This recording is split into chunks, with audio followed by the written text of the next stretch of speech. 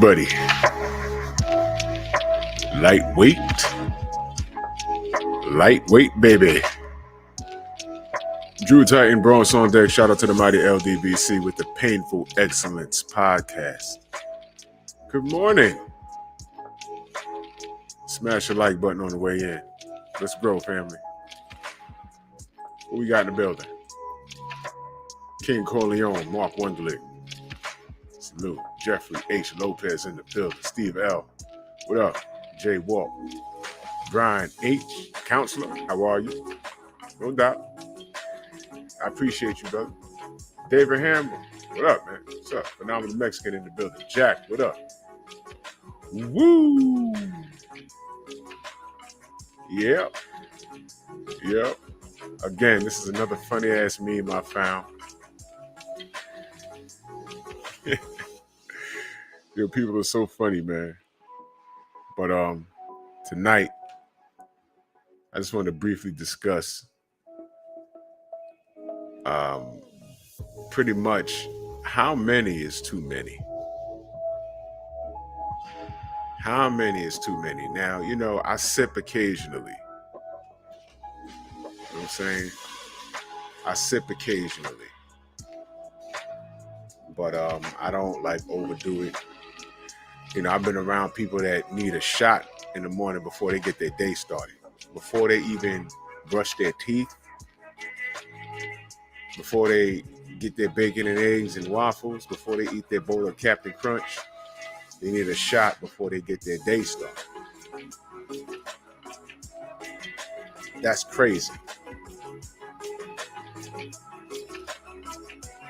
You ever drunk since you were 17? Bro. I said, I got some stuff in the house, but I don't need it. But sometimes, on the right night, just chilling with your lady or whatever, or you could be just home chilling by yourself and, good movie or your show's coming on. You're like, you know what? I got something in the closet, I like Ciroc with some pineapple juice, whatever, and I'll just sip on it. I don't go through the whole bottle or whatever, Then, this happens like every once in a blue moon where I feel like indulging. I don't know where it comes from. It's like, you know what? Let me just sip until I get a little buzz. And then, I don't do nothing crazy. I just go lay down. However, when I was younger, peer pressure and everything else, you find yourself in, I'm not gonna say I've never been in a situation where I'm like embarrassing myself in the street, but I found myself, oh my God, really? You finally got a bot in here? Jesus Christ. Let's go to report. Jesus Christ. Damn, they're relentless. Bruce Goes, salute. I know, OG. Just weed for you. I understand, man. Steve Bell says I'm a smoker, not a drinker. Bro, getting buzzed is, I've been drunk once in my life, and I swear to God, I don't ever want to be that way again. You know why? Because the next day, it was the worst. And I'm not sure. My boys insisted that, nah, bro, you got alcohol poisoning that day. Because we was all drinking. What he said, we were all drinking from the same, whatever. And I said, nah, man. I was just drunk. I made myself OD off some, what the hell was I drinking? I was Bacardi or something. Bacardi mixed with something, and I just threw it back just to get drunk on purpose. And I remember I couldn't even walk straight. Of course I wasn't driving. I wasn't that stupid. One thing I will say about the cats that I hung with, we were fairly responsible when it came to things like that. If we knew we was going to be somewhere in the group, we didn't play that driving drunk shit. All right, there was a lot of things we didn't play. Right, Gio James, salute.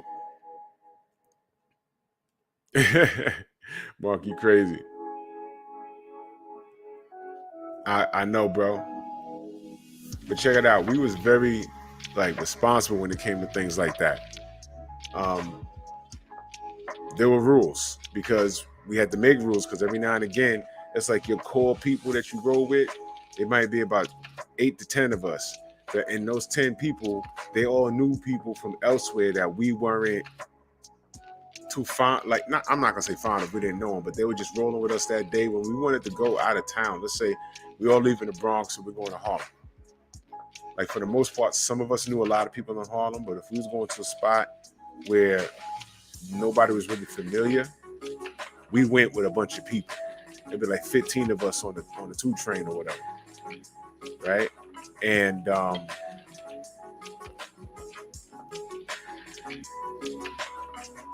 no doubt, Bruce. It is not. See, learning. That's the key component. Learning. You gotta learn. And a lot of the experience that I discuss on this channel is by way of learning. I mean, I laugh at a lot of my experiences because they're funny as hell. But luckily, I came out unscathed. You know what I'm saying? Now, substance abuse was never my thing. You know, I tried weed 3 times in my life. Joseph, what up, bro? 3 times in my life, and I never stuck with it. It stunk up my clothes. It gave me a headache, and then people insisted, no, you just have some bad shit. No, I just think that it just doesn't work for me. I've never been a smoker. I never liked cigarettes. I tried that twice, didn't like it. You know, tried marijuana 3 times in my life, didn't like it. I drink socially. You know what I'm saying? I could put alcohol in my house, hard liquor in my house, and the shit will be there for a couple of years. And normally I break it out when I have, like, you know, spades party, play some dominoes, have some people over the crib. That's when it'll go away. You know what I mean? But for the most part, when we was going out of the borough, AB, what up? For the most part, we roll thick. We roll really thick because you don't know what could happen. Now the problem was it would be like 10 to 12 of us of my core group. It was like, all right, we going, right? And there were rules. First of all, if we was taking public transportation, right, you had to know who's with you. Because y'all all know there's always that one dude that you cool with, but you can't invite nowhere. Because this is the nigga that always starts to fight at the party. This is the nigga, you in a crowded house party or whatever, and somebody step on his Air Force One and he want to fight. This nigga's always turned up. You're like, man, you can't bring this nigga nowhere. It's one of those cats. Then there's a cat that always got drugs on him. You don't invite so-and-so, and if he's coming, you damn near gotta pat him down. Yo, you got something on you? And then you got the other nigga that always got a fucking deuce or a taped up flare gun. He got a weapon on him. You gotta be like, yo, look. Because you know what happens, right? You rolling with a group, and it's a lot of y'all. You go to these platforms on the train, what happens? It's the 90s. Police. Yo, what y'all doing? Where y'all going? Where y'all going? Where y'all going? Where y'all going? You're a little far from home. Yo, let me see some ID. So the one thing we always told, like when we traveling out of the borough, please bring your ID with you. That's number one. Number two, don't bring no guns, no blades with you. No weeds, no nicks, no dimes, nothing. Because what happens is they pat down one person, they find something, we all did it. And what we don't want to do is, like, they can't lock up everybody. But that what happens is when you're patting down one person, you're sitting there waiting for them to finish patting down your boy, and his partner gets on the horn, and next thing you know, the van pull up, and you got 20 police officers coming up. Because there's 2 cops patting down one dude, and there's about 13 of us. They calling for backup just in case something happens. And I hear that. But that's opening up Pandora's box. So now they pat you down looking for, this is education, y'all. You can't get, Brian H., tell me if I'm wrong with this. You can't search someone. You can't pat someone down because you think they got drugs on. There's no such thing. You get patted down if they believe you have like a weapon on you. They say, yo, look, what you got in your pockets? I got a wallet and a pair of keys. And they tap your pants. They say, I don't feel like no keys, man. That feels like a wallet. But over here, there's keys, but there's something else in there. Get on the wall. Now they go inside your pockets.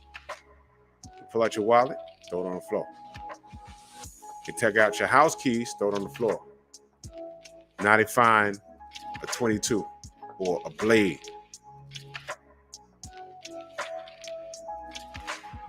And then when they take the blade out, they wrap it as your shit, and some crack fall out. Now, that's where the problem is. Shauna, what up? I know, Brian H., you're absolutely right. I know, and you're absolutely right. It's the law, but we know what really happens out there. We know. But how I described it to you, that's how it's supposed to happen. They're looking for everything else, and then they find shit. You said you had a wallet. You had a wallet. You said you had keys. You had keys, but then I found this knife. And then when I pulled all your pockets out, I found the vial of crack. Hello. Now you got a problem.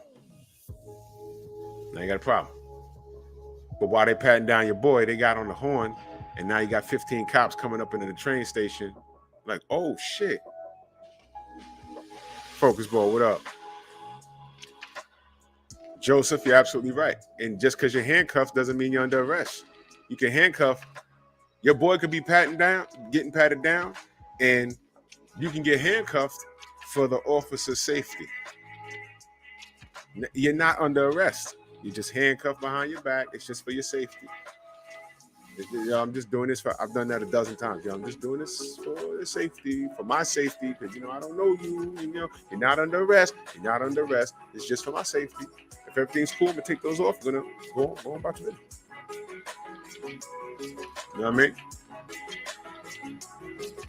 That's the term right there, probable cause. Yep. I don't want to make this the law enforcement show, but y'all know what I'm talking about. You always have those boys. You got to be like, yo, you ain't got nothing in your pockets, do you? We don't want no problems. All right? And it was always extra when it was a big old party and your boys know people that you don't know. Oh, nah, so-and-so's meeting us down there. So it's 15 of y'all on the train. When you get down there, now it's like 25 of y'all. And y'all all together. Now, there has to be somebody designated because it gets a little tricky when you're driving. Multiple vehicles. The deepest I've rolled was like maybe 4 vehicles. If I'm driving, when we get there, Picasso, what up? Bro, Brian H., man, Giuliani, man. Bro, side story. I used to date this girl that lived on Sheridan Avenue in 1994. 94, 95, right? I left her house at like 1 in the morning. I was walking to the D train. It was a block over on the Grand Concourse. I left her house and walked to 167th Street, made a left. These cops jumped out and they tossed me. And I ain't say nothing. They asked me questions. Where you coming from? My girl's house. I was like, okay, you got anything on you? I said, no. I got a wallet, some tokens, and my house keys. I said, all right. They went in my pockets. I said, okay.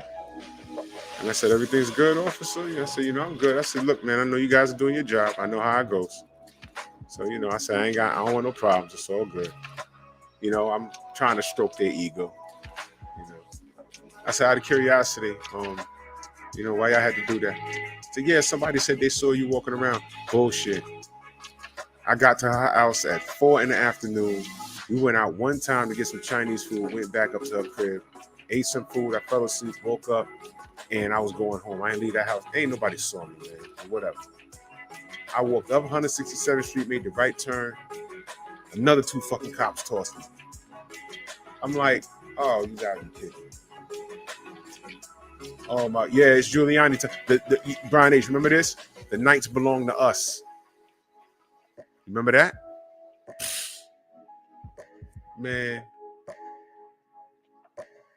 So I'm getting tossed by these other two dudes. They were these two little white guys. They were Bumpy, what up?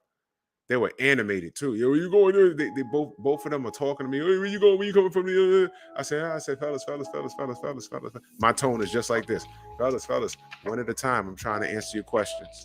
One at a time. I'll tell you exactly what you need to know. Where am I coming from? And whatever number her building was, I don't remember now. I said, I'm coming right over there. Yo, hey, what floor she live on? Second floor, apartment 2L. You got any other thing on you? He's like, yeah. He's like, where you live? So I live way uptown, off of Bainbridge. First stop. Yo, what you doing all the way out here? I said, yo, I was fucking. I came out here for a girl. Yeah, you be careful out here. Okay, whatever. Went downstairs, paid my fare, went through, go to the damn platform. 2 more transit cops tossed me. I got tossed 3 fucking times by 6 cops in under 10 minutes. He was like, yo, come here. I'm like, oh, for fuck's sake, man. I said, you know, this is the 3rd time? Yeah, 3rd time in the day. You must have been busy. I said, no. I just left my girl's house 10 minutes ago. This is the 3rd time. The corner of 167 in Sheridan. The corner of 167 in Grand Concourse. And now, the D train.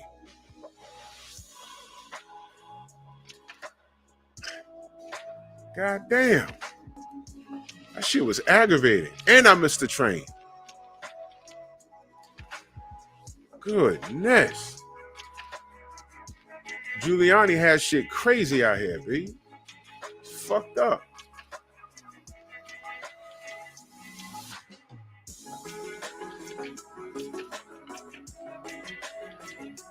Be to life for stabbing. I didn't do. I stay on Castle. Oh, word.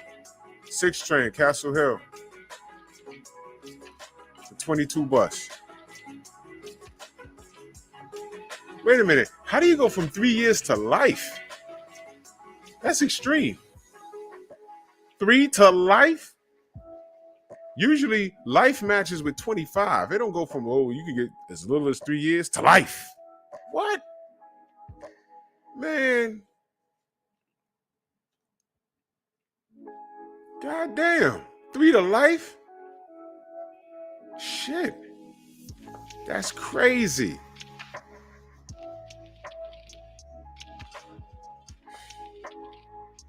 Hey, Drew, why you not on the force no more?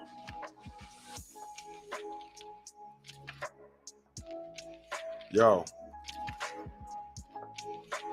listen carefully.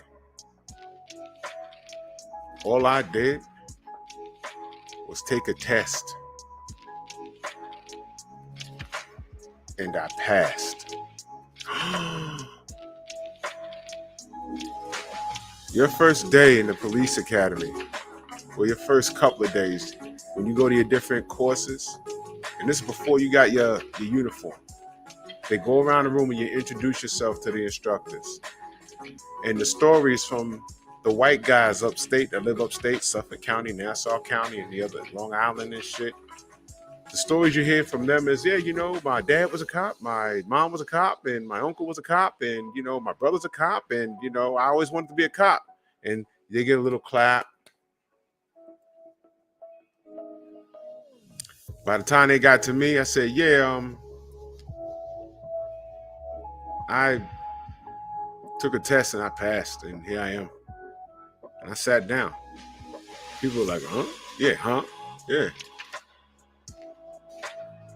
I needed a good paying job with good salary, retirement, benefits, and I wanted to move out my mama's house. That's it.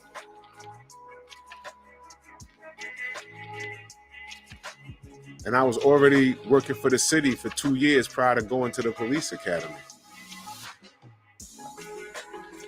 It wasn't a dream of mine. And like I said, I couldn't take it, and I fucking left. go drive a bus and make the same amount of money. Man, get out of here with that. I needed less responsibility. That shit was killing me. Oh, word? Oh, wow. That's what's up. Yeah, 22. Man, we should play those numbers. Jerry James, that was 93. Yeah, shit was wild out here, man. DP, what up, man? Yeah, man. Yeah, I ain't give a shit about none of that, man. Fuck. No doubt, man. So anyway, we used to drive. Yeah, Shauna. Yeah, it was very stressful. It was very stressful. I was killing myself. It's crazy. Man, please. Fuck that job. For real. It's not for everybody. Yeah, no doubt. I do. No doubt, Picasso. I sure do. I do. But I feel better. And this is a level of stress. It's a level of stress there, but that, I'm telling you, that it's not for everybody. It is totally, and I say it with my chest poked out. It was not for me. Just like when people say, "Yo, man, you from the military?" No, I just look like this. Yo, man, you should have been in the military. No, I shouldn't have. I'm not gonna volunteer to have missiles and rockets flying over my fucking head. I honestly think that people that volunteer to do that shit, they're either brave or they got a death wish. And thank you for your service either way. It's just not me. Word, phenomenal Mexican word. Stolen valor. Stolen valor. Shit. No, thank you. Because when I did think about going into the military, because all my friends, they had a big idea. They said, yo, we can go to the military for about 2 to 3 years, right? Come back to the city and we can get any job we want. And just when I thought, I said, you know, that's not a bad idea. Right out of high school, I said, that's not a bad idea. Go there. You know, you're going to get taken care of. It's equivalent to like being in college. And then when you come back, you pretty much, they roll the red carpet. Anybody that has military service, state jobs and city jobs, they roll the red carpet out for you. And that's what your brains ain't rattled. And you know, when I thought about that, you know what happened? You might never guess. Gulf War. And my people that did go, who enlisted, they had no idea there was a war coming. And they all went down there and fought. All of them. And I said, yo, I almost signed up for that shit. I remember the day they all went. I said, nah. I think well, first of all, I chickened out. And I found something else better to do with my day. And it was involving a girl. They signed up and, you know, some time went by and they went in there and they went to training and they came home and they were looking all fit and buffer. Yo, man, you should have did it, man, you know, because we got another year to go. We're going to come back. We're going to take these city tests. We're taking the test now. By the time we come back, they're going to call us. I said, man, that's dope. And the whole time I'm like, yo, did I do the right thing? Shit, I should have did that shit. Then Saddam Hussein started acting a fool and everybody got deployed. One of my boys came back with a missing thumb.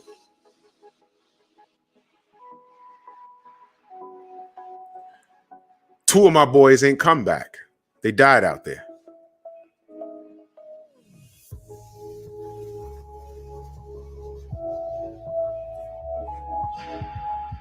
Shit is real out here. Shit is real out here.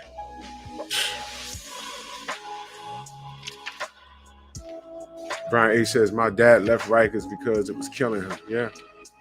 He got out around that time, had a heart episode and a couple of... Yo, listen, guys. When I was with NYPD, I was like 380 pounds. Okay? All right? I was dying. That was stress. You ride in the car, you eat food. You're holding so much in. I needed a lifestyle change. I needed therapy. And when I went and got help and I went to a therapist, what do you think Shorty told me? After like 4 sessions, she says, you might want to consider another line of work because everything you say is involving that fucking job. And this job is not your life. It's a job. You go there 8 hours and you leave that shit there and you go home. You can't. You know why? When they tell you in the academy, they say, you know what, whatever you think you're doing now, stop it. You are married to the police department. That's what they tell you in the academy. Well, that's what they told us. They said everything you do, just because you take off your uniform, that don't mean you're not a cop. You're a cop 24 hours a day, 7 days a week, which means you can be out with your family, eating ice cream, and if something happens across the street, you are obligated to do something. But we all know you ain't got to do anything.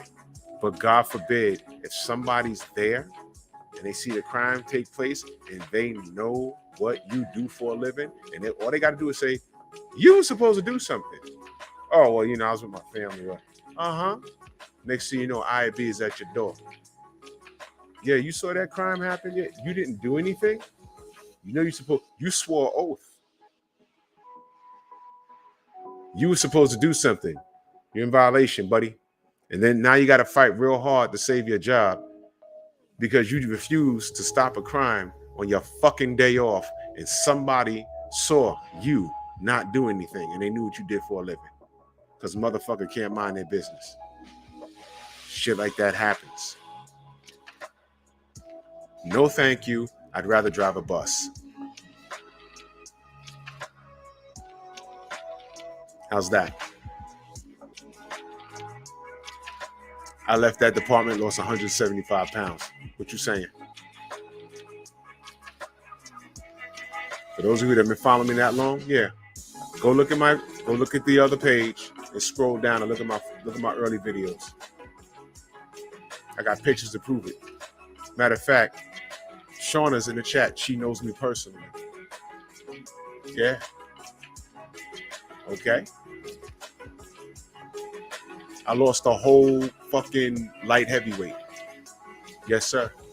I lost a whole Kovalev because I left the job. I couldn't take it. Now, there's motherfuckers there that love it.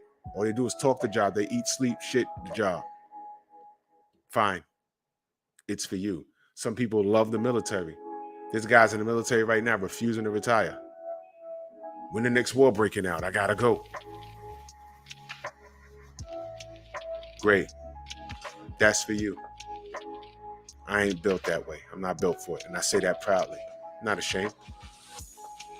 Because you know why? I'm alive now. I'm talking with y'all.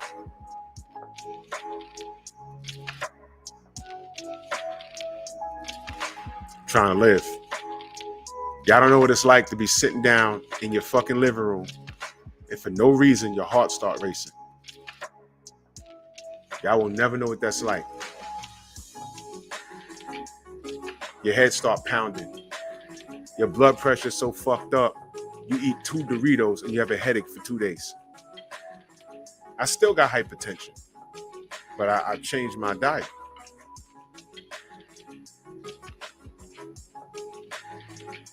I firmly believe if I stayed on that job, I'd have had a heart attack or a stroke by now. I'd be dead. I firmly believe that.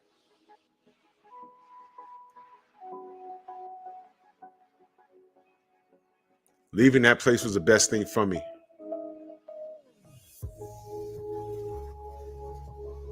So when motherfuckers try and dig into my personal life and they don't fucking know me, you have no idea how offensive that is. And the first thing I told Captain Crunch was, nigga, you pulled up the wrong job title. And I said, I don't even know where you got that from. That was not my title when I started. And that shit is wrong. I said, oh, so where's the rest of it? Yo, where'd you work? None of your fucking business. How about this? You digged up all my personal shit. You tell me, nigga. But like I told y'all before, and he might be watching now, rubbing his nipples. Dr. Mark, salute to you.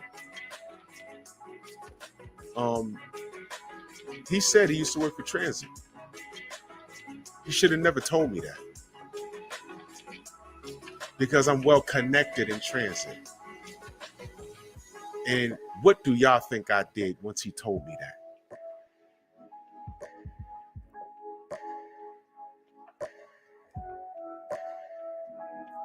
So I hope he's clean because I have big wigs digging up his shit. If he left transit clean, then it's gonna be clean. But I better not hear no shit. I put up a video on my page about drug. We call it going to go pee. At any point, they can random you. Normally, they try and get you after vacations.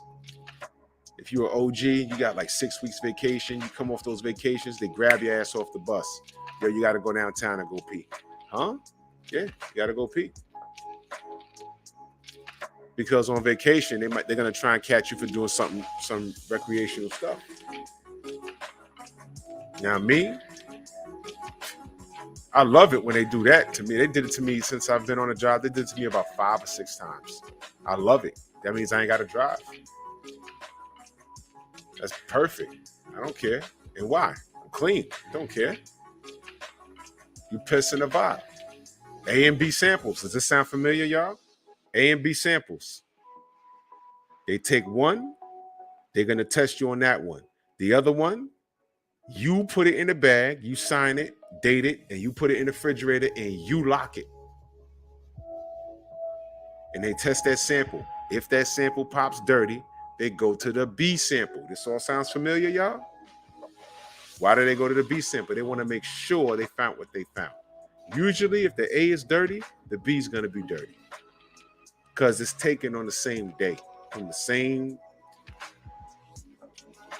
private parts. See what I'm saying? So,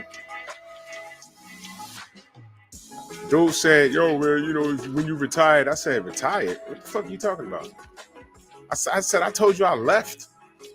He said, oh, when you resigned, that means that you was about to get terminated. Oh, yeah, so in order for me to have retired, that means I had to have had the job. If I had to resign, that means I have had to have had the job. So whether I was in trouble or whatever, it don't matter. You said I never had the job. And I'm telling you, you're full of shit.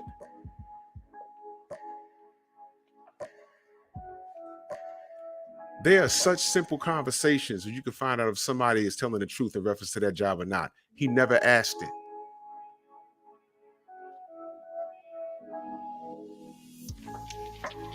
You know how many transit workers used to be police officers? I ran into a lot of them. What you used to do before this? Oh, I used to be a cop. Word? Where? Well, yeah, me too. Where? And there's a lingo. You know what I'm talking about? There's certain things that civilians don't know to ask. Like military. There's military in the chat right now. I can't be up here and say, yeah, I was a Marine. Because Trill will show up like, yeah, he was a Marine, and he'll start asking basic shit, and I wouldn't be able to answer it. That would be a lie. That would be stolen valor. I don't know shit about the military. I just told y'all I didn't sign up. I was out running around with some girl.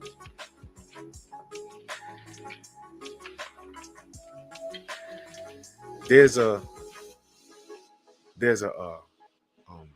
dispatcher who's a retired PD sergeant. And I was talking with him one day. I said, yeah, I used to be on the job. Because somebody in the sector car, we was somewhere, and he said, yo, what up? And I used to work with him. I was like, yo, what up, what up? And he said, you coming back? I was like, fuck out of here. This is my bus. It broke down, but this is me. And he said, yo, you used to be on a job? I said, yeah. He said, where you worked at? I said, and I told him. And then he asked me a specific question involving numbers, and I told him the numbers. And he said, oh, wow. Yeah. You can find out in 3 seconds. And I'm not going to say it here because then people will start running around and, oh, well, what is that? No. Don't worry about it. It's very simple. It's very simple.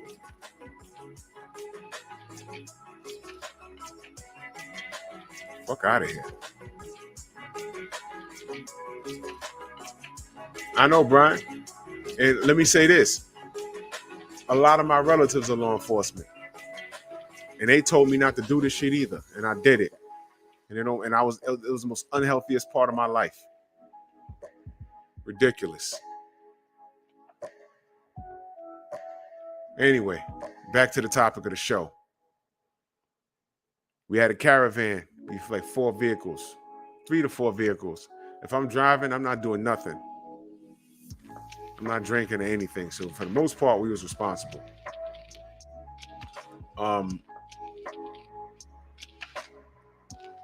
But every now and again, somebody gets a little too froggy. They can't. We went to this party. Here comes the story now. We went to this party. And one of my boys, he said, I'm going to have 2 Coronas. And he's talking to this chick. This chick was bad, too. He's talking to this chick. Right? Long story short, Shorty comes to get us. She's like, yo, your friends at the bar looking fucked up. So we go to the bar. The bartender was like, yo, this your boy? He's like, yeah. He's like, yo, 2 beers ain't do that shit to him. He said, I'm almost sure someone put some shit in his drink. Because there was some other niggas over there laughing and shit. And we weren't there. We couldn't see anything. You know what I'm saying? I was like, damn, man. But he was fucked up. And oh man.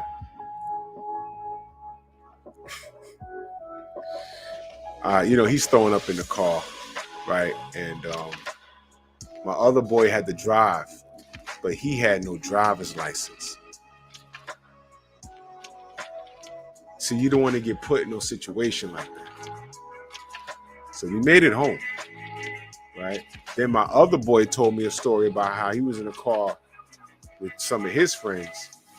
And his boy got so tore up, he shorted in the car, left the streak in the back seat.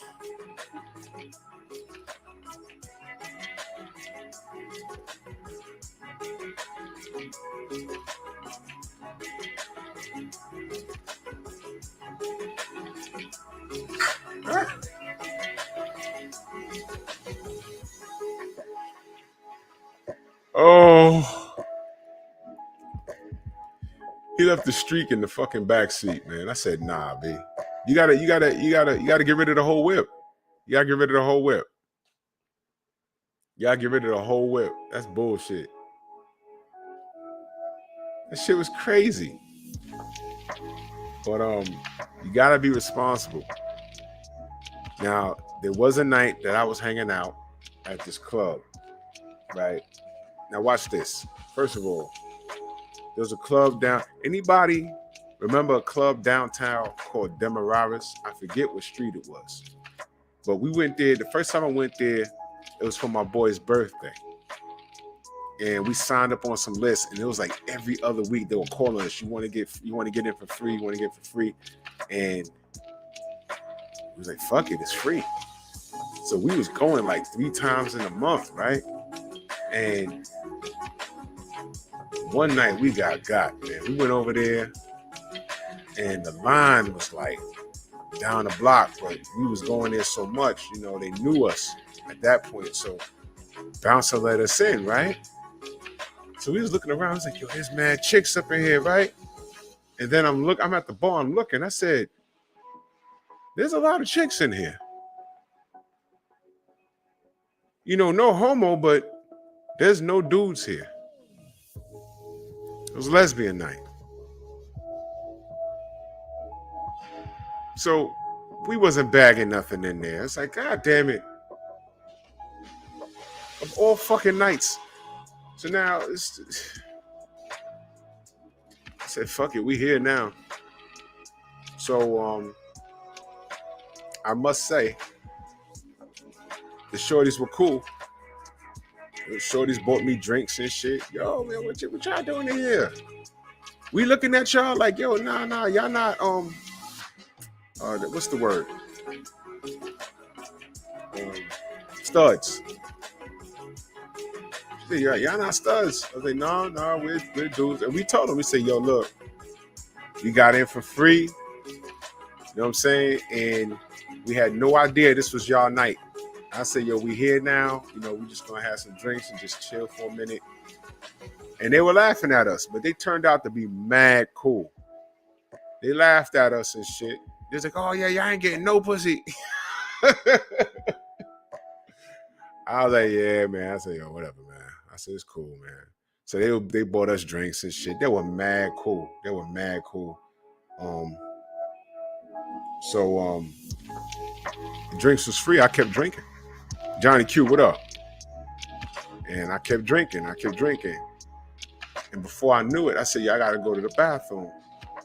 And it was crazy because I went to the men's room and there's women in the men's room. And I'm like, fuck, man. And, you know, I went to the urinal. I said, man, I ain't got shit they want to see anyway, man. So I went to the urinal. But let me take it a step back. When I got up off the stool, the whole room tilted. I said, ooh. I was like, damn. So I went to the bathroom on the urinal. I had to hold myself up. When I walked back, I was like, yo, now I was like coherent. But I said, I had too many. When I sat down, my boy told me, he said, yo, you all right? I said, I think I'm all right. He says, nah, your speech is slurred. And I couldn't hear it. He said, no, your shit is slurred, B. And I said, man. Now, here's the problem, right? Here's the problem.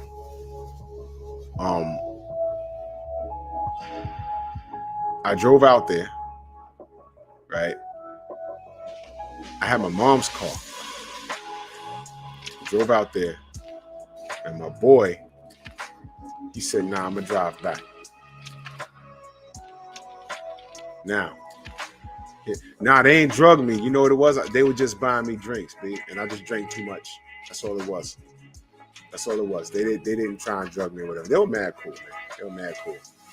I just drank too much. That's all, because it was free. And I was watching yo, try this, try that, and they were pouring it in the glass, and the bartenders were pouring it in the glass, and you know what I mean? Teach, salute, fam. I appreciate you, bro.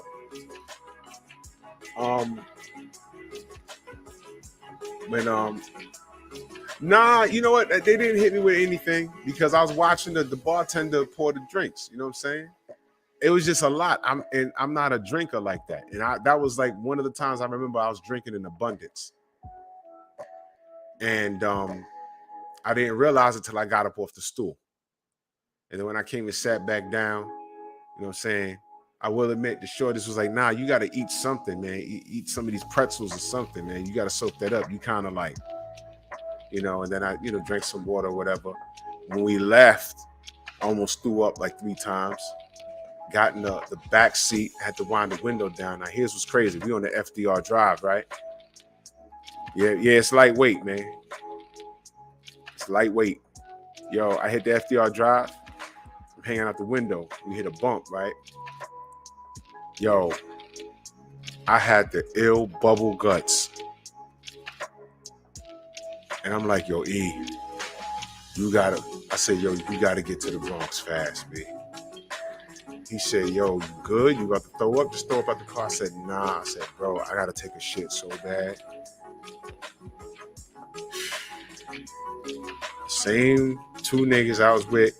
Matter of fact, those 3 niggas, remember I told you the story about how he came walking up the block with no shirt on and he told us the story? I was with those same 2 fucking those same 3 lunatics. So now everyone's laughing at me. Man, I'm talking about I'm prairie dogging it. Bro, I said, man, luckily it was like about 2 a.m. and there was no traffic.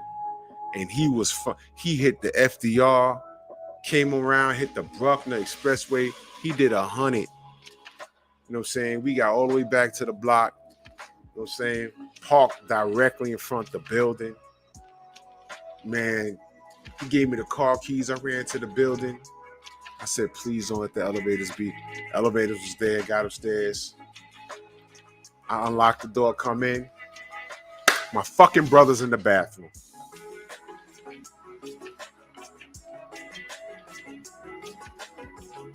Why are you awake? Come on, bro. I was like, if you don't get your ass out the bathroom, I swear to God, I'm going to go to your bed. And he came out. Man. And you know it gets worse when you get to your door. I'm trying to unbuckle my pants. I almost made the mistake right there in the bathroom. I said, I ain't get to the goddamn bathroom just to, man, I just made it. My legs up off the floor. I fucking shit at my spine. You know what I'm saying? My brother knew what it was. He come knock on the door. Yo, you shouldn't be drinking like that.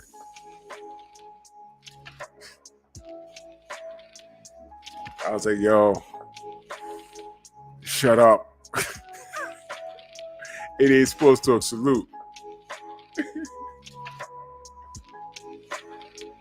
I was leaning on the sink. You know that, oh, man. I'm like, yo, I'm sweating. I was like, oh my God. Man, that was horrible. I learned the valuable lesson. Alcohol can hit you in a number of ways, man. And one thing I was grateful for is before I was driving, we used to get around the city just taking the train, man. If I was like taking the train, oh man, it'd have been ugly, man.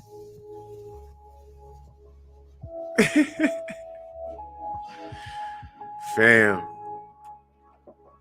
Shawnee, you remember those days, man. Those days you hop on the 2 and the 5.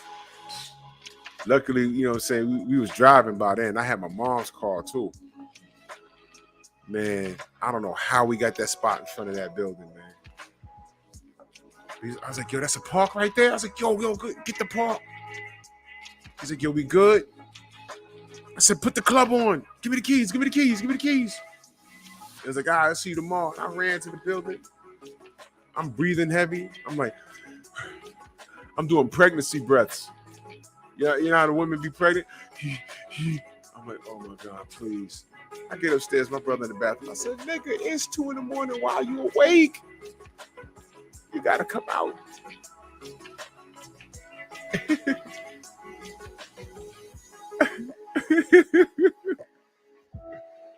Oh my God. How much is enough, man? Now, my boys.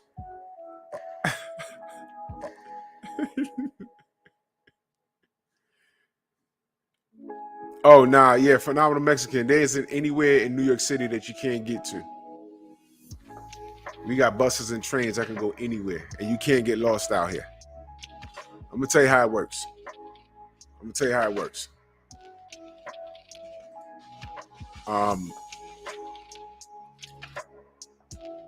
I could take you and put you in any borough. All you got to do is find a train, because all the trains go into Manhattan. All of them. All of them going to Manhattan at some point. I'm saying the D trains in Coney Island, it has to go through Manhattan to get to the Bronx. The J train has to go into Manhattan. The Q, the 2, the 5, the A, the B, the C train. Tone Brown, salute. Everything, you can't get lost. Just get into Manhattan and just find a map and say, okay, I'm trying to get here. Can't get lost out here. Tone said, on my friend's 21st birthday, I got so drunk that when I passed out, they got lazy and didn't carry me, so I slept in front of front lawn of my neighbor's sprinklers came on. Oh, bro. Y'all ever heard Tone tell a story? Tone, you thought I forgot? Oh man, Tone got some stories, man.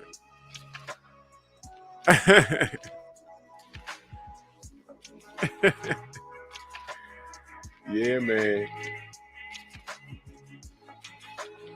Now, my boy Rob got drunk on his birthday one night, and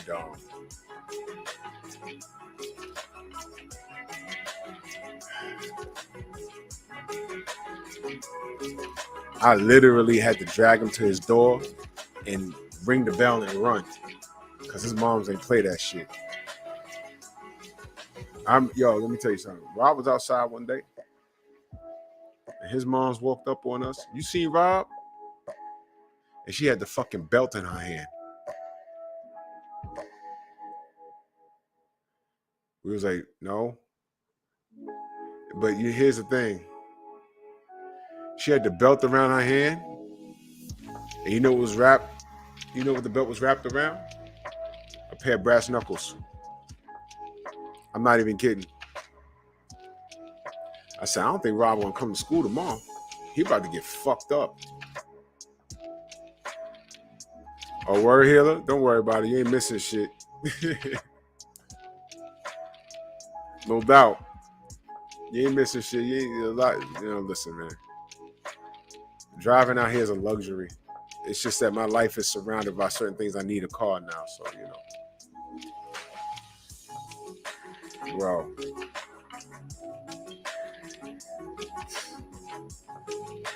Then my boy, he got so drunk.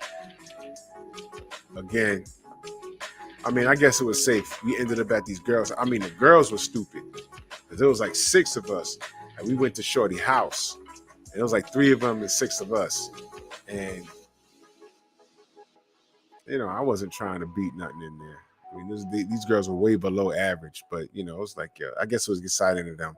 Met some dudes from the club, and we could freak off. And I just wasn't, what I'm saying? She had a Sega Genesis. I was trying to play her video games in the living room. And I looked for my boy. Where he at?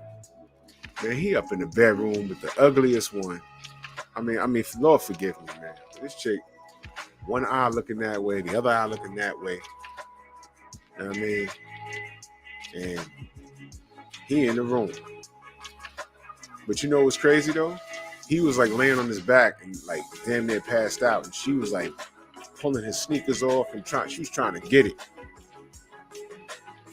So the friends kept opening the door and laughing, open the door. Now let me point this out. Opening up the door and laughing, right? When I stuck my head in there, I chuckled for a second, but then I said, wait a minute. Oh no, she looked worse than Wanda. I said, wait a minute, I told her friends, I said, look, what if your friend was in there passed out in the bed and my boy was trying to yank her pants down? What would y'all do? Shorty said, oh, well, we brought y'all here. So I know what y'all brought us here for, but I'm asking you, how would you interpret that? Because I'm not feeling that. And if my boy was in his right frame of mind, I know he wouldn't be feeling your friend. Y'all know what it is. And Shorty said, true. I said, yo, tell her to stop. Because he's not even going to remember it. And that's crazy. He had to sit up and shit. And, he's throwing up and shit. And I'm like, yo, bro, man, nah. Y'all remember disposable cameras? We didn't have this was the 90s. There were no cell phones with the cameras on them. I walked around, when I knew I was going out, I walked around with about 1 to 2 disposable cameras because I like to document shit, right? I took a picture of all those chicks. When I showed him 2 days later, he was like, yo, good looking out, man. Oh my God. If I did anything with her, I wouldn't be able to live that down. Yep. Stop drinking like that. My nigga Joe said my boy was at a chick's house playing a sex drinking game. The roommate called me and told me to come over. During that time, I was fasting. Ooh, I got there, took 8 shots of tequila to catch up. When she wanted it, my meat wouldn't work. Wow, bro. Yep. Straight gummy worm. Never got to redeem myself. Nah, Kane, it was about to be. Let me tell you something. Alcohol is depressant. It may increase the want, but the blood is diluted, and you can't maintain an erection. That's why, ladies, when a man says you're only fucking because I was drunk, it's impossible. When someone is pissy drunk, they can't maintain an erection. All right? I know. All right, let's talk about that for a second. I know a woman that got pissy drunk, and when dude was having sex with her, she crapped the bed because she couldn't hold her bowels. And she was that drunk. I'm not even kidding. It was the most vile thing I've ever heard. I don't know how the hell I'm around for all of this shit. Pun intended. I was like, damn, that's what that smell is? They threw the sheets out. She was a lush anyway. She was always drinking. Her voice was raspy and shit. She was always drinking. And he got to beat it. But she was pissy, and she crapped the bed, man. I'm not even kidding. I was like, damn. His nasty ass. Yo, I didn't even get to finish.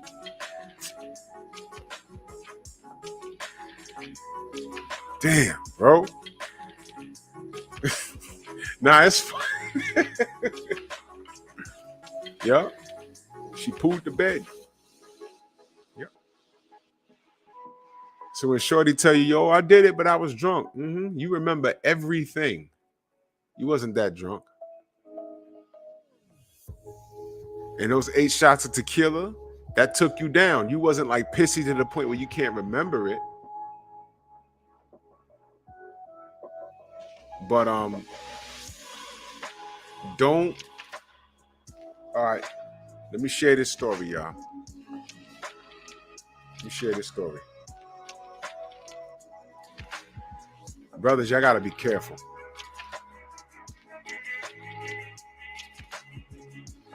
And this story pisses me off. All right.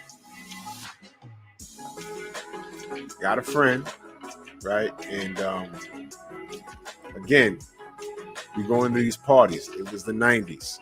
We going to these parties, right? And of course, there's women there, there's chicks there, whatever. And Geo James, we was in Parkchester. We was on Unionport Road, that first building. What's the address? Is it 1693 or 1593? Right off of Starling Avenue? That building right there. We was right in there. Shorty had a 2-bedroom, I think. Now, P.E.P, we up in there, right? And some girls in there, and there was this Shorty acting out, right? So one of my boys who had an aunt that lived around there, he knew her, and apparently he was waiting to take it down the whole time. So now it is. There was a freak off room. He took it in the room and took it down, right? You know, I struck out all night long. It was a bad night for me. I was trying to dance with Shorty. I'm like, nah, get off me. It's like Shorty's wasn't feeling me that night. I struck out all night long. Not a good night. So I was just tight. So I was like, fuck it, I'm going home, right? So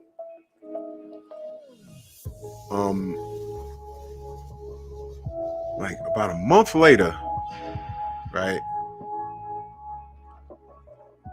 My mom was on the phone with somebody, right? And I'm trying to hear, and now you know when the energy's different in the crib. So I'm like, what kind of phone call did she got? So immediately I start thinking about, I'm like, nah, I didn't do nothing. I ain't do nothing. Dwayne Jones, salute, fam. I'm like, I ain't do nothing. I don't know what kind of phone call that is. I ain't do nothing. So let me take care of y'all. So I was like, I don't know what kind of phone call that was, right? So next thing you know, I go outside, you know, I say hello to my mother. I say, hey, Mom. And she looked at me. She said, hey. Mm-hmm. I was like, what the fuck's going on? So I go outside, right? Everybody that was there that night, they in front of the building. So I woke up like, yo, something happened. And they looking at me with their eyes are big, like, yo, you ain't hear what happened? I'm like, nah. What happened?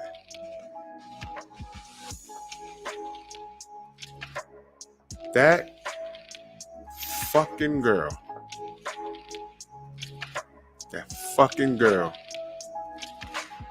accused my boy of the R word. And I'm like, what? Like, what's going on here?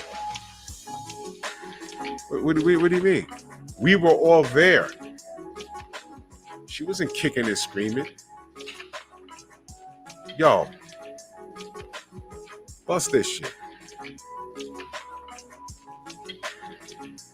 Shorty had a boyfriend, right? When we left, now mind you, first of all, if he'd have showed up and started beefing, I mean, you know what would have happened. But we left. And like I said, I struck out all night. I ain't getting nothing. Nobody wanted to give no phone numbers. I was just sitting there eating potato chips and drinking punch. And I'm like, man, this shit is whack. You know, I'm hating this shit. Man, this shit is whack. So now, I'm like, what you mean? Yo, Shorty had a boyfriend. Around the time we left, he showed up. Now, mind you, everything is cool. One of her friends starts to gat. And he went on some, oh, what you talking about? What you talking about? Oh, nothing. Right? A couple of days later, right? Now, mind you, one of the girls that was talking to my boy from that party told him what happened. And now he outside telling us. So she's copping pleas to her man. Like, yo, look, here's what happened. Something did happen, but here's what happened. I got drunk. He said, oh, yeah? Mm-hmm. I got drunk. Mm-hmm.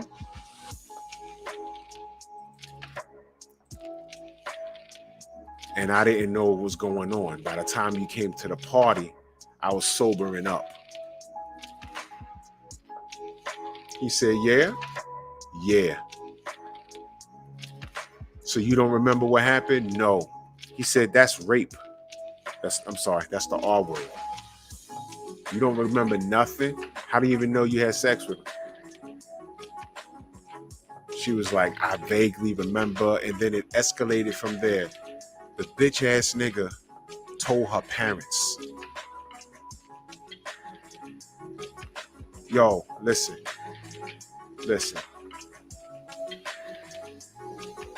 Dude, she was smutting out from the time we walked in the door. I even grabbed it. And I was hoping all of her friends got down like that. Looking back, I'm glad it didn't happen like that. I was like, oh, whoa, what's this? Pop, smack her on the ass, pinching it. She pulled the shirt up several times. But my nigga was like, nah. She had this coming. We've been flirting for months now. I'm about to smash. She took her in the room and she was like, yo, come here. Went in there, closed the door. She was with it. When they got out the room like 20 minutes later, she was good. She was not drunk at all. I was there. Now, here's the problem. This bitch nigga was so pissed with her. Told her parents, this true? And the lie escalated from there. Oh yeah, well, you was drunk and you don't remember anything, because she's trying to save face. She can't just say, hey, look, mom, dad, I did it with that boy. I know that's supposed to be my boyfriend, but I did it with him. That's it. There was no R word. You see, this bitch ass nigga, he knew she lying, but he wanted to take it to the next level and embarrass her, and at the same time hurt my boy, because what happened was they went and filed a report. They came and locked him up. And then word got around to the parents.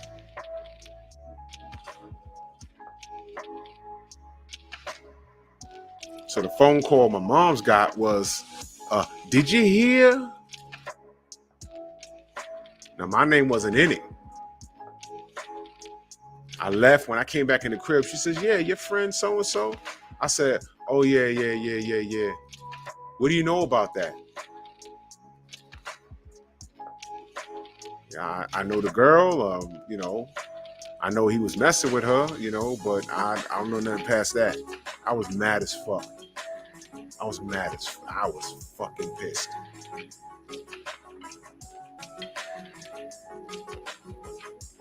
We sat in front of that building and we were so, we felt so, Xavier, what up? We were so pissed for my boy, but then we sat there and thought about it. We said, wait a minute. This whole thing is that nigga fault. Dude, listen. He was supposed to keep it meek. Word, you went in there, you did something? Yes or no? Yeah, you did? I think you did. You know what? Get out of here. I'm good. Let me get a drink. And just leave her alone.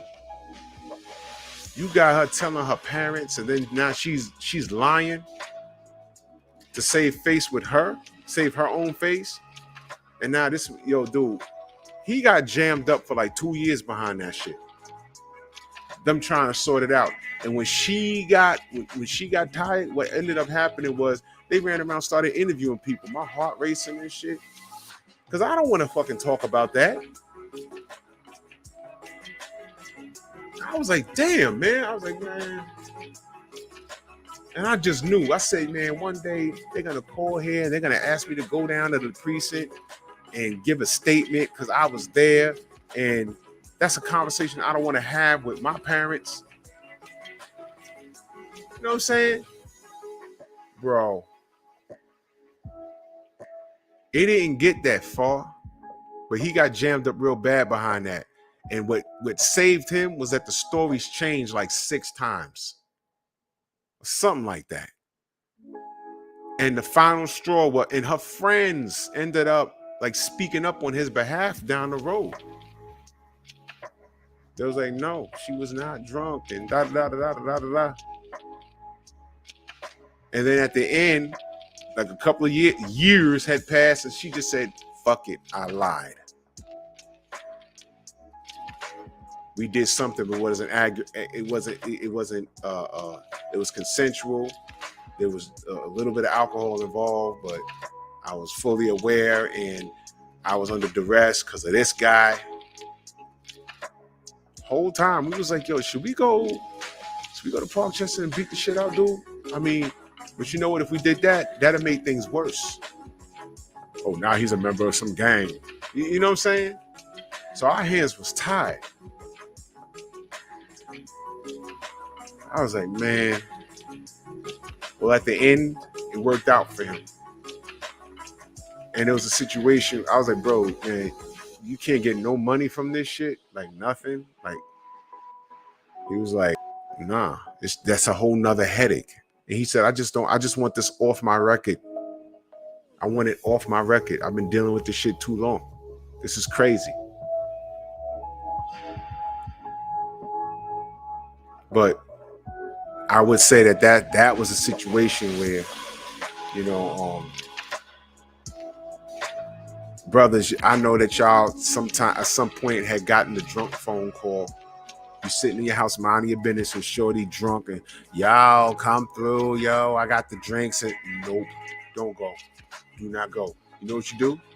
Say, yo, listen, get off my phone, sober up, and call me. Because you know what? That's disrespectful. You gotta get drunk to call me to want to have a good time. I mean, what you saying? That's disrespectful.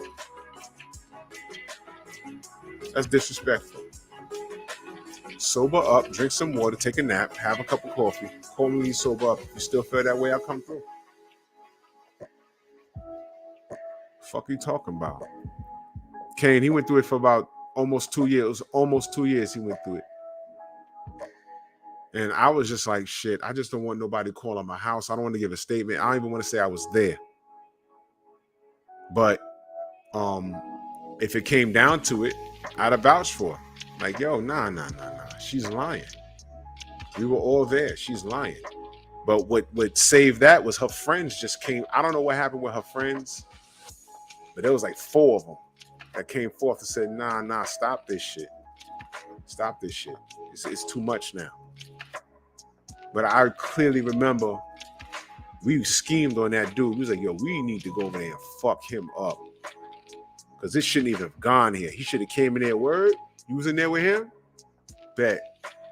Stay over there. Next. There's some fried fish in there. Have some fish. You know what I'm saying? Get a beer. Socialize. She ain't yours. She belonged to the streets. Come on now.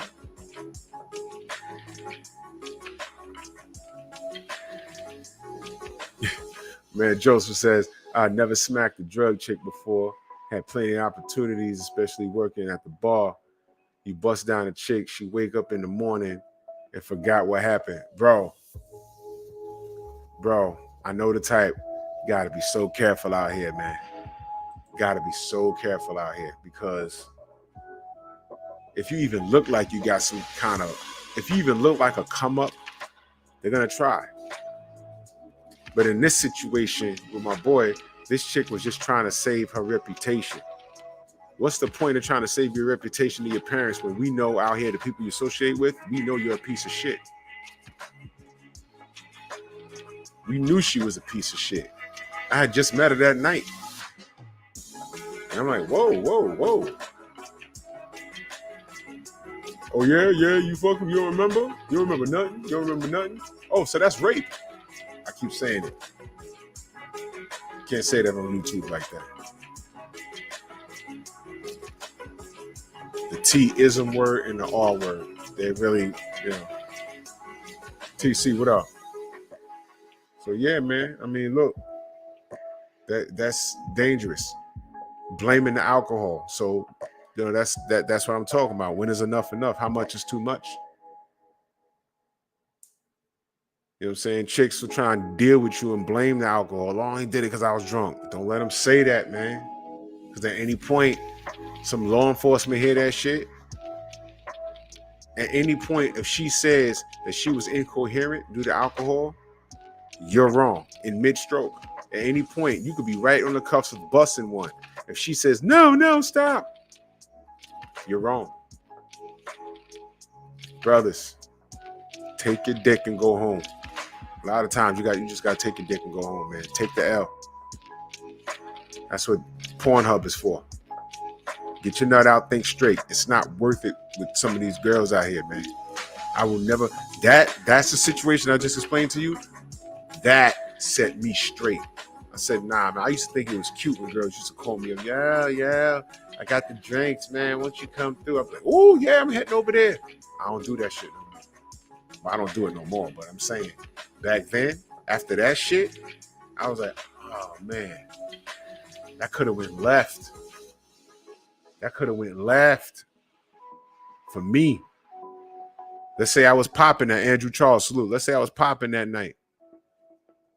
And those shorties boys show up. Yeah, you was drunk? Yeah, you got right. You got the R word. Come on, man. My boy was facing serious time. And her friends told on her, and she came about and was like, yo, nah, okay. I'm just going to let it go. You want to know how much of a simp that dude was? While she was going through all of that, he was still with her. And after all of that shit deaded,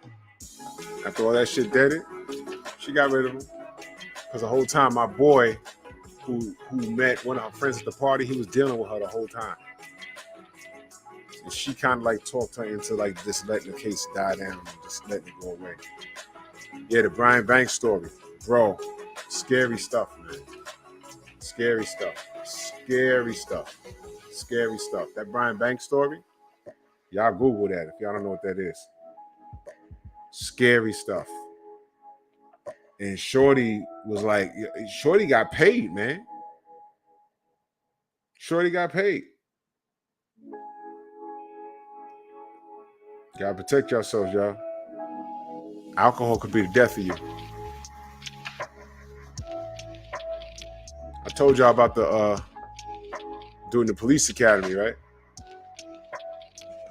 I told y'all about that shit, right? How he was sitting in the classroom and the police rolled up. The police rolled up on the recruit and said, "Come outside," and they arrested him. He had a girlfriend,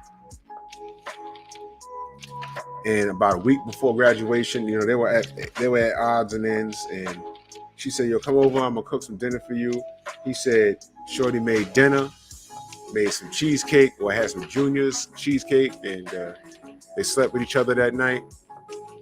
He goes to work the next day. He's sitting in the classroom thinking he's going to graduate in a week. Police came in and locked him up.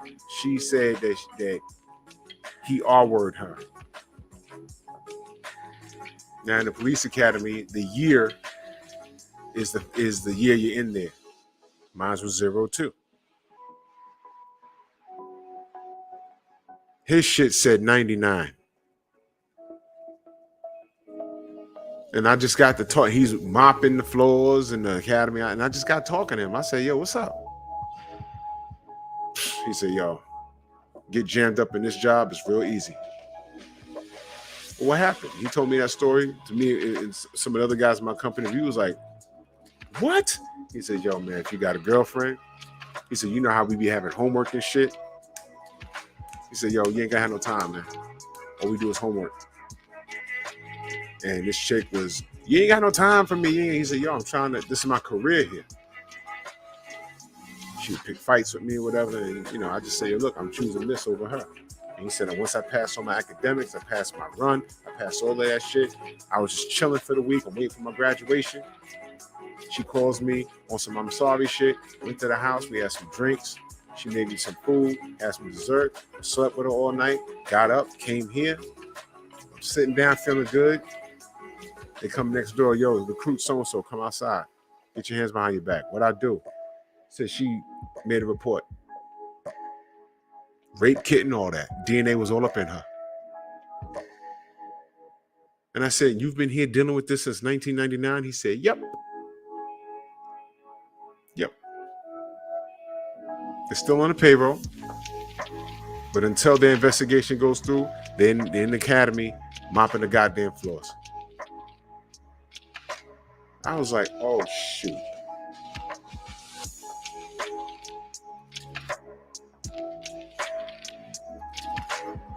Don't do it. What the brother Picasso say? So my ex-wife called the cops and accused me of hitting her. A couple of years later, she admitted to killing. What?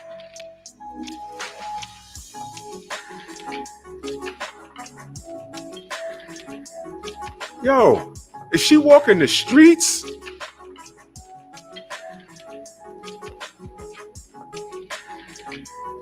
Brothers, you got to conduct interviews when you meet these women, man. You know what? Maybe I'll talk about that tomorrow. The interview. What do you look for when you meet somebody, a significant other? Because a lot of these, when these women meet she died in 2010. Peace a la pork chop. That's crazy. That's crazy.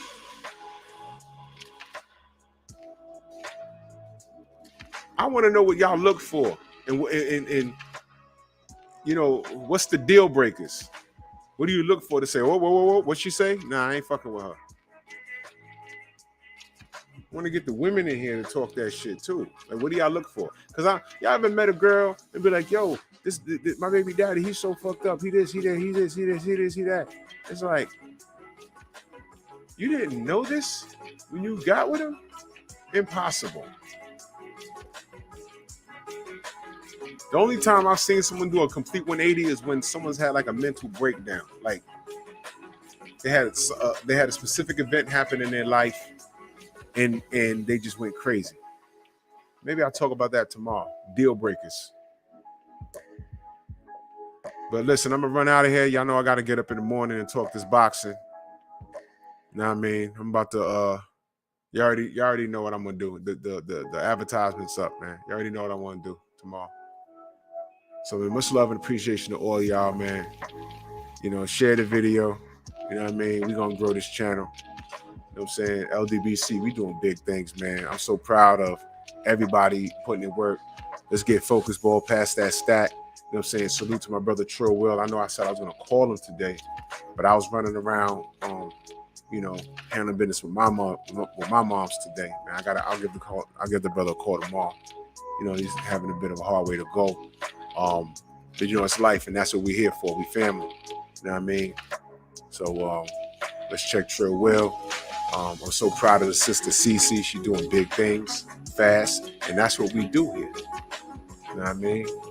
So everybody who does content should be subscribed to everybody, man. And that's what we do. And that's why they don't like us. So while they hate from afar, all we're gonna do is grow exponentially. You know what I mean? So much love and appreciation. I'm gonna see y'all in the morning, and I'm gonna see y'all back here tomorrow night with deal breakers. Good looking out, Picasso, because I think that's a topic we all gotta have. What are the deal breakers in a relationship? So you already know what it is. Drew Titan with the Painful Excellence Podcast. And I'll see y'all in the morning, and I'll see y'all tomorrow. 2 and 2. Peace.